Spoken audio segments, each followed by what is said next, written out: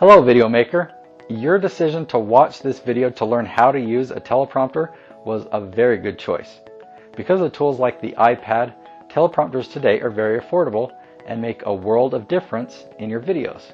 One consistent concern I hear is that people don't want to sound scripted, so they've intentionally avoided using a teleprompter.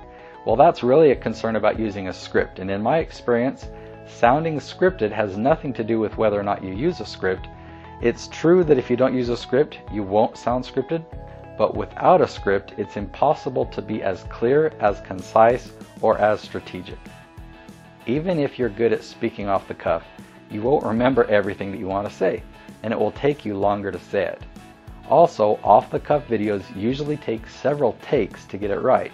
When you use a teleprompter and make a mistake, you can just start the paragraph over and easily edit out the mistake. For me personally, switching to a teleprompter reduced my recording time by 75% and completely increased the quality and results. It's very important to sound natural. The whole point of using a teleprompter is so you can look right at the camera and not look like you're reading a script. The problem comes when you sound like you're reading, and how that's overcome is by practice. The more time you put in beforehand, the more natural you'll look on camera. You want to be very familiar with your script so that when you read it, you sound natural and enthusiastic. You want the wording to sound like you. If you polish the grammar too much, it may end up being a bit rigid and therefore sound scripted. And in my opinion, it's better to use your normal grammar than to sound scripted. When you practice, remember to include arm movements and facial expression and other good body language. Yes, this should be practiced. Try practicing in front of a mirror and pay attention to what you're subconsciously doing. You may find yourself rocking in place, or tilting your head to one side, or not looking happy as you say you are. Okay, so let's say your script is written, you've practiced it to perfection, and you're ready to record your video. Now, I'll share some specific tips to using the teleprompter. The first thing you need to do is find a good speed that allows you to sound natural.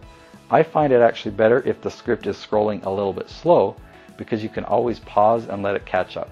I just don't like being rushed. I also find it helpful to intentionally pause at various points in my script.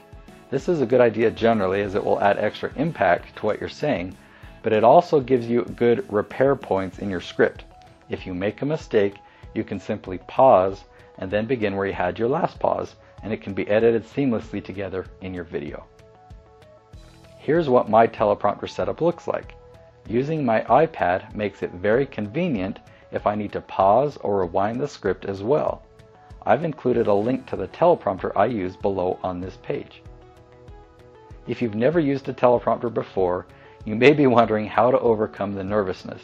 I admit it was a little scary for me too. The exciting news is that it only takes a couple of times to get over it.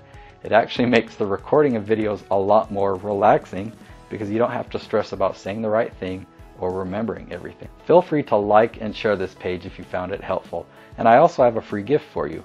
Many know me for my training on how to get a lot of magnetic traffic to your website.